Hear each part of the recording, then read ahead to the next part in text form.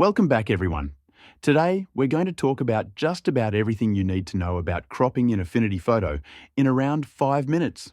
It's a pretty easy topic to grasp, but can be a bit confusing, especially to people who are new to photo editing.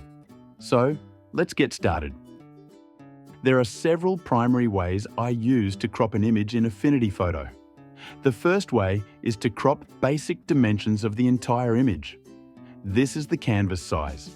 In this case, we have a lovely image of a dog on a fall day.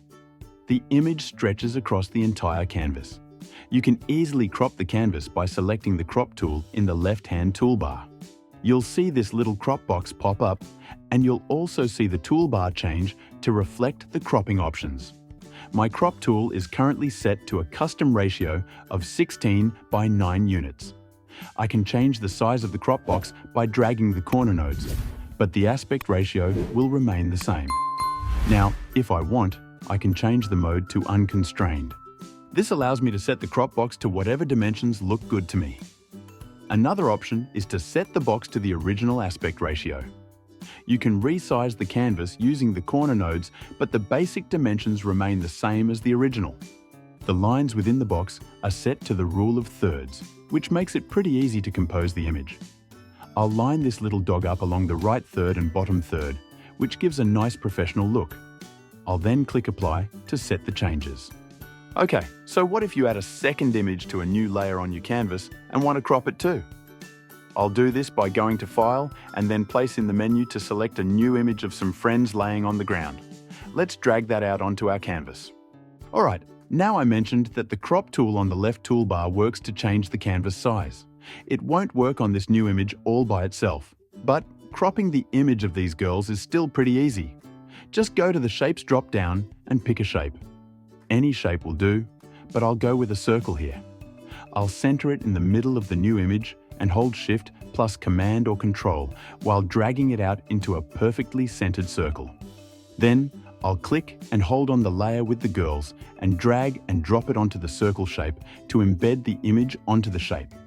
I can now use the arrow-shaped Move tool to move it around or change the size or shape if I want. To change the image within the circle, go to the layer and select the little drop-down arrow to reveal the image layer itself. If you select that layer, you can resize or move the image within the shape. As an aside, you can also add some nice effects to the circle image. If you go up to the stroke color, you can turn the outline to white, for example. And you can select and change the stroke width to whatever you want. Or you can go to the FX button at the bottom of the layer panel and apply a little 3D shading or a drop shadow behind the image.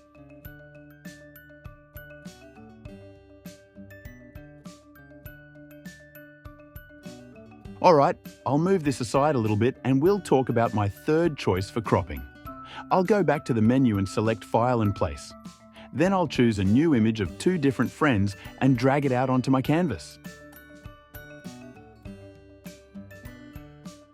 Next, I'll choose the elliptical marquee tool from the left-hand toolbar. It looks like a dotted line circle. I'll center my cursor on the middle of the new image and hold Shift plus Command or Control while dragging outward to create a perfect circle. You can see those dotted ants indicating that this is a selection which will apply to whatever layer you are currently on. Since this is an image layer instead of a pixel layer, I'll right-click on it and scroll down to Rasterize.